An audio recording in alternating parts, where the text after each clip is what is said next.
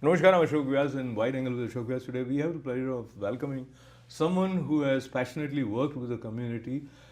His diverse experience and working with diverse individuals on various issues makes him potentially an important choice for voters. So when in upcoming election he is seen as candidate running for Congress, and Ameer Benno brings to the table his experience, his heritage, his understanding of life in some distinct way, which is interesting for us to learn.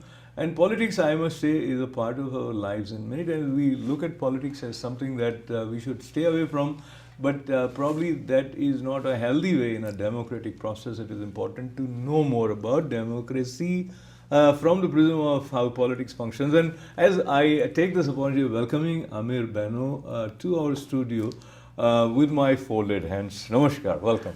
Thank you, Ashok. It's a pleasure to be here, and I wanted to wish you and all of your viewers a very happy and prosperous Diwali and Festival of Lights. Wonderful. Let us begin with light. And light, as you come from Jewish background, and Yes. your grandfather probably was the one who was instrumental in bringing the whole family here, was it? No, actually, my father was born in Israel before it was the state of Israel. He was born into a Jewish refugee camp. My grandparents had to flee persecution, religious persecution, and my father was born outside of Tel Aviv in a refugee camp.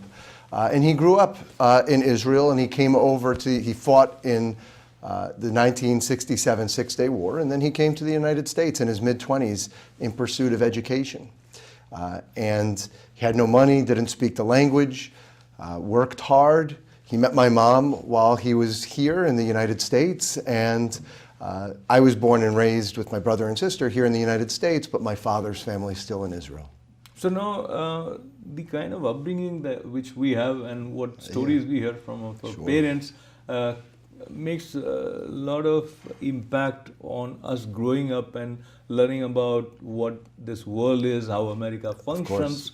So talk to me a little bit about this transition which he experienced coming from Israel Yeah. to America. And as you were growing up, what kind of dreams and aspirations you felt you are potentially qualified to entertain? Sure. So my father, the values that my parents instilled in me were putting an emphasis on education, that you can be self-reliant and not have to depend on other people. Coming from the upbringing that he came from, it was very important to him that I learn and I have the ability to be self-sufficient. And my mother's family, her grandparents had been fleeing persecution in the Ukraine. They came to the United States in the early part of the 20th century, and they had started a grocery store. And my father joined that business, and they grew the business first from one grocery store to two to three, and they grew a successful business. And I learned from watching that how hard work you can really become successful. My father was out of the house by 4:30 in the morning every morning, at work. He'd come home very late. And so just by watching it and seeing how you can become successful if you put your priorities in the right place, those are values that they instilled in me. So now, generally we have this impression that the kind of upbringing which a child is given determines the kind of dreams which he or she would have. And many times we see if parents are doctors, then kids Yeah. are doctors. And so it is kind of special that when you have this kind of family business Yeah. and you find yourself following the different footsteps of path. a career which is primarily, I would say you were into academics. I mean, you have studied at premier educational institutions here. So I worked very hard, and I went to Johns Hopkins University and studied international relations, literature, and I'm an attorney right now. But at the time I went to college, it was the farthest thing from my mind to become a lawyer. How that happened was, and by the way, I had no interest in going into the family business either. I wanted to sort of make my own way. And Okay, if I may interrupt you, Sure. these are two different interesting branches of knowledge, literature international relations, Yeah. law. So, because of my personal interest, how do you see literature help your formulation of the insight which led you to become socially active and speak for people? Well, I've always had a very strong fondness for words and for philosophy and for thought. And so I've always been a rather voracious reader. And so whether it be fiction or nonfiction, I've always taken a great interest. So that was really sort of what drove me towards literature. The international relations side of it was, I realized that there's injustice in the world. And I saw it. My family's still in Israel, and I would see terror attacks, and I had an interest in trying to do something to make the world better, for lack of a better way to say it. And so, people are complex. It's people can have multi-dimensional interests, and that was, in college was one of those times where you're sort of exploring where your interests are, and so that's what I was doing when my sophomore year, my second year, one of my roommates in college was shot and killed on campus, and I was there at the time. And this incident put me in a completely different path. I had never before considered going to law school, but as I went to the court proceedings, the killer was caught and prosecuted, and as I sat in court, I realized how little I knew and how little I understood of what was going on. And as you mentioned, I thought I had gone to some good schools, but yet I had somehow managed to not learn even the basics of our government and of how our justice system worked. To me, that didn't sit well. And it put me on a path where I decided I wanted to go to law school, to educate myself about it. So I ended up ultimately going to Cornell Law School, and then ultimately after that, I became a prosecutor at the Manhattan District Attorney's Office. So my path to law was not one that I had planned when I was young. It was one that unfortunately happened by happenstance, by just events that took place in my life. So, I mean, most of the time we have seen, many times, there seems to be a close relationship between law and politics. Many attorneys we find are in the politics, whether it is India or whether it is America. Yeah. So that seems to be some common thread. But what you experience as an attorney in terms of the kind of clients you were dealing with and the legal proceedings which you were participating in, where you felt that being active in politics would empower you to do more effectively what you aspire to do. Right, which is, it's interesting you say that, because also when I first became a lawyer and before, I was apolitical. I wasn't really plugged into politics at all. But as I was a prosecutor at the Manhattan DA's office for many years, one of the things that happened is one day September 11th, 2001, I was walking to the office in Lower Manhattan right after I got out of the subway, right after the second plane had struck the second tower. And I was there when the towers came down. And that incident, again, was one of those transformative incidents where I realized that these attacks, terror attacks, happen here. It's not something that happens in a remote place. It affects us. And I realized that I needed to do something that used my knowledge in a way that would have more impact. And so when I left the prosecutor's office, I decided, I had an offer from a Wall Street law firm to do corporate work, and I turned it down in favor of becoming a constitutional law attorney and a civil rights attorney. And so that's what I do now, is I have my own practice, and I practice constitutional law.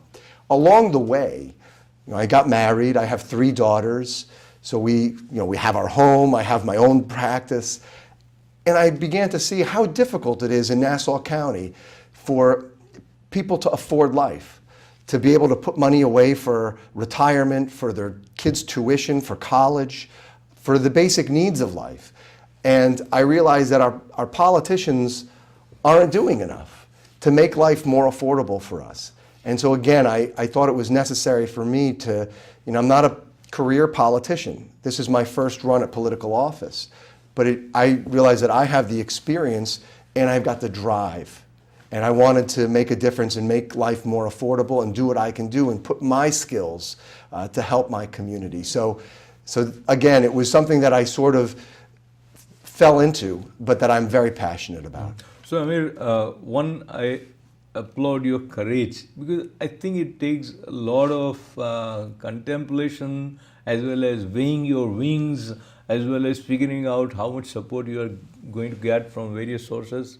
But the first thing I think begins from the family. So let us talk a little bit about while you were having this idea, and was there any interaction at home?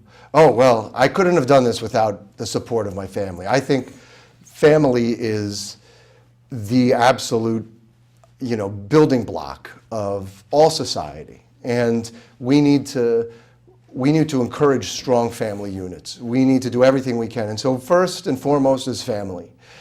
And I'm very blessed with a very supportive wife and 3 beautiful and very supportive daughters. And we discussed it. And they were very encouraging of me. I wouldn't have taken this step without that. And I couldn't have done it without their support. But yeah, we discussed it at home. And, my wife and I both are very involved in the community in many different civic groups. And we try to set a model for our daughters to say, to make life better in your community, you can't stand on the sidelines. You really need to roll your sleeves up. You can't be afraid of, taking a few punches, of getting dirty, and you need to get in there and try to improve it. And so I think we try to model that for our daughters, and this is just one of the ways where I'm hoping I'm modeling for them what I hope they'll do. I hope that they'll continue to follow what we've done and to get involved in the community and to make it better for everybody. So I've seen you engaging with community and different parts of the community, and especially with seniors also. Yes. You have addressed them, you have mingled with them. Talk to me a little bit about how do you see once you become a congressman, Right. Is there any specific idea which you have to improve the quality of life for seniors in Nassau? Yeah, so you've mentioned 2 things. One is community, and this is a main reason why I got into the race, which is we deserve, we've all taught in school that there was, when we first, in the colonies, there was no taxation without representation, they said. And that's why we, entered into the revolution. We are underrepresented. We have a congressperson who currently does not show up in the community, who has become invisible. And that's not the way it's supposed to be. We're paying a lot of money in taxes in Nassau County, and we need somebody who's there, who shows an interest in all of the community groups, our seniors, our different houses of worship, across the spectrum of all the different constituents of our district. And we don't have that right now. And so that's my pledge to the community. I've been very involved in the community, and I'm going to continue that in Congress. As far as seniors go, we absolutely have a commitment to our seniors, and I'm committed to making life more affordable in the district. And people on a fixed income, especially our seniors, are finding it very difficult to remain in Nassau County because it's just too expensive. So they're leaving. And young people also, graduating college, graduate school with tremendous student loan debt, they can't afford to set up roots in the community. So they're choosing to start their families elsewhere. That makes our communities disintegrate. We want to keep our seniors here. We want to encourage our youth to move in, to keep our community robust and vibrant, and that's what I hope to do. And Amir, the most important side of life is related to being safe.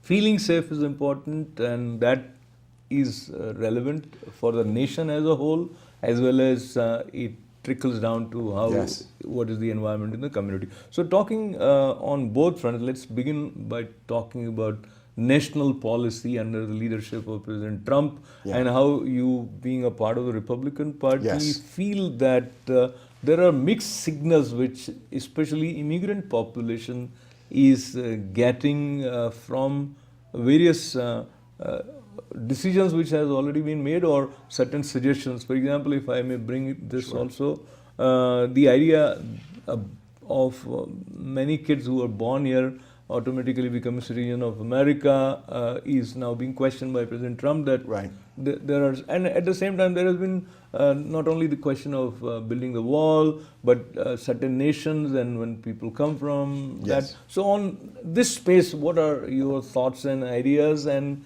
in what way your voice would help people stay away from a kind of anxiety and uncertainty? It's a great question. Now, I'm running on three lines. I'm running on the Republican Party line, the Conservative Party line, and the Reform Party line. And there's really three reasons I'm in this race. One is to make the district more affordable. Two is to make our district safer. And three is to restore a respect and an honor for our Constitution. You've touched on all of them in this question.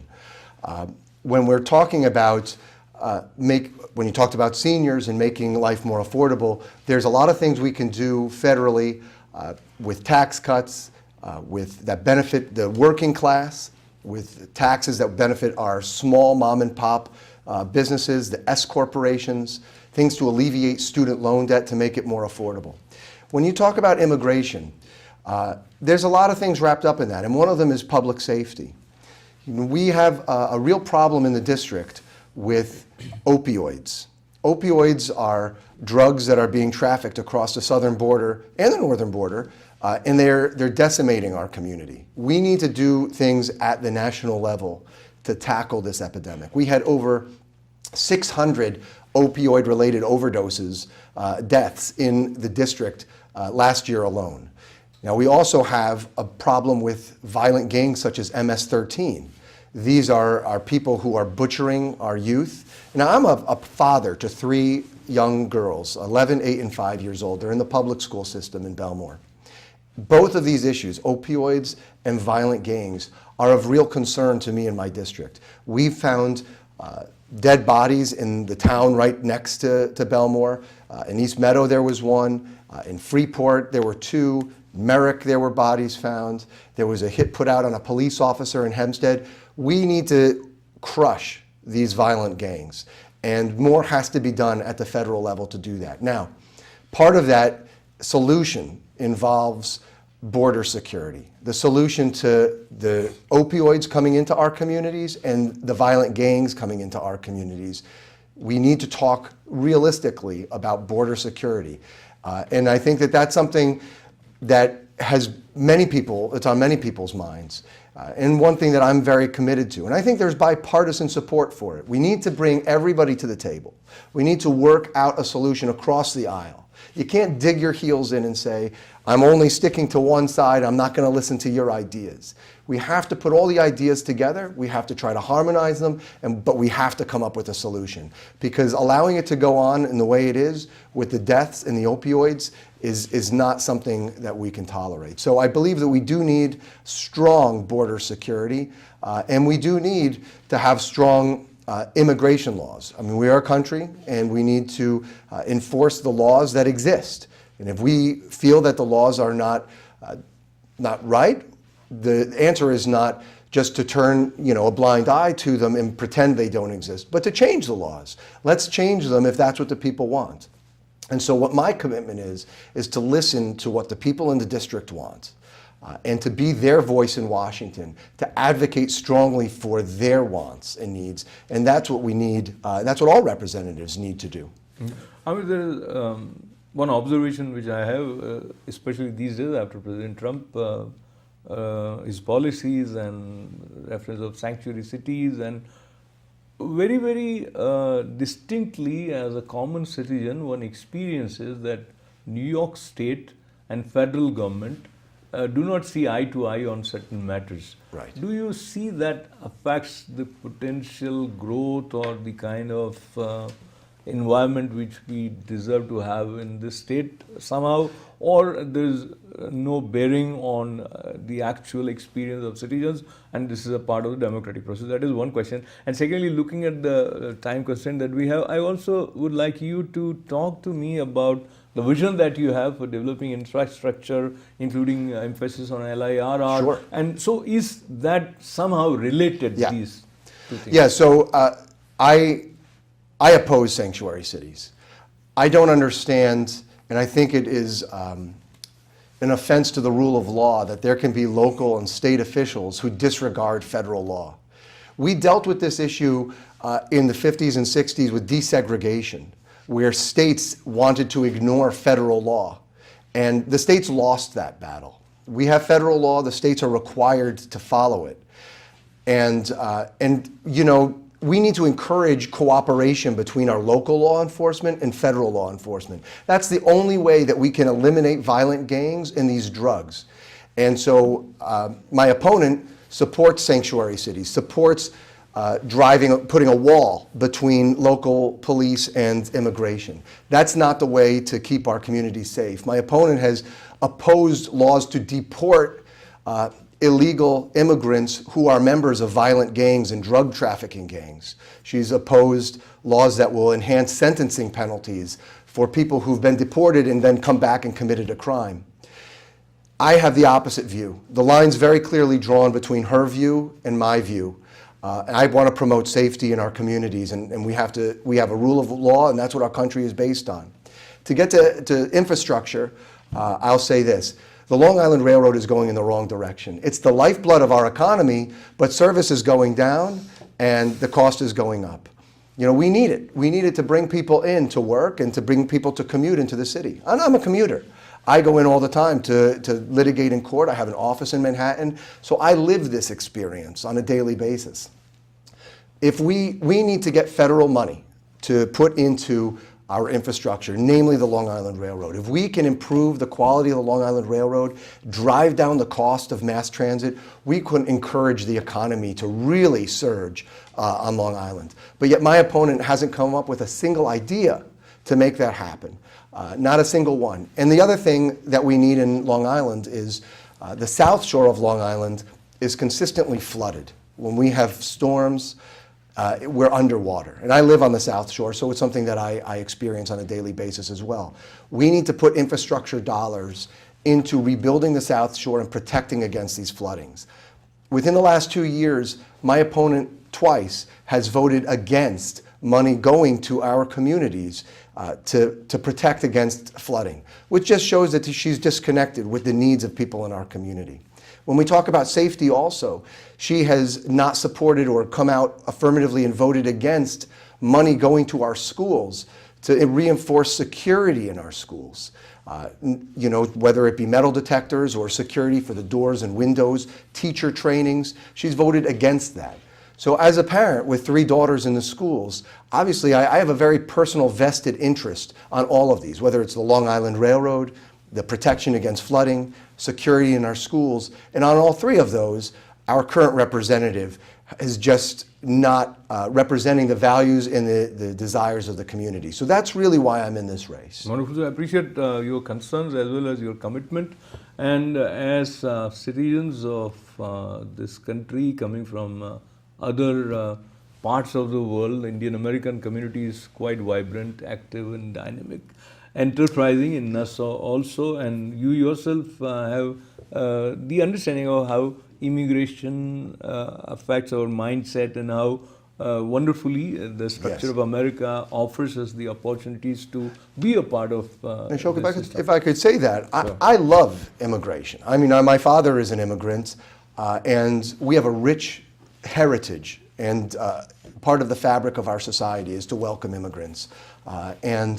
And we need to keep that going. And we need to do it, though, in a way that conforms with the law. And those 2 things are harmonious. We can do it. So I love immigration. I love immigrants. I owe my life and my family to those values. And you know, And while I thank you on behalf of ITV Gold for being at our studio and sharing your vision, thank you. I also want you to share your impressions about the way Indian American community is perceived in terms of their contribution, and anything in particular that you may want to say, because primarily our viewers come from that group. Yeah, so I think that the Indian community has been extremely supportive of me and very warm, and as a constituent group, my commitment is to all members of the Indian community that I stand shoulder to shoulder with you. Your interests are my interests. and I want to be their voice in Washington. I believe that our communities are rich because we have so many different diverse communities in it, and the Indian community is a splendid one, and one that whose culture and traditions I think are very much aligned and similar to my own background. And you know, the emphasis on hard work and education and family and community, these are all virtues that I've grown up with, and I believe, as I've seen, and I've had the great fortune to be part of the Indian community here, that we have in common. And so I want to take those values and I want to bring them with me to Washington. I want to be your voice, and I will always be here for the Indian community. Wonderful. Thank you very much, Ameer Benno. BennoForCongress.com is the website where you can get more details about the gentleman whose candidature is promising, in the sense that there is sincerity and genuine warmth the way he connects with the community, and we hope his aspirations and desires and dreams align with desires of each and every one of us, as we are one big American family here. We work together to grow and moving in that direction with such courageous and committed candidature for Congress. Thank you so much. Lots of good wishes for you. Once again, thank you. Thank you very much, and a happy Diwali. Happy Deepavali, and with the light of knowledge, let there be peace, prosperity and harmony for one and all. Thanking once again Ameer Benno, and thanking all of you for being with us. This is Ashok Vyas.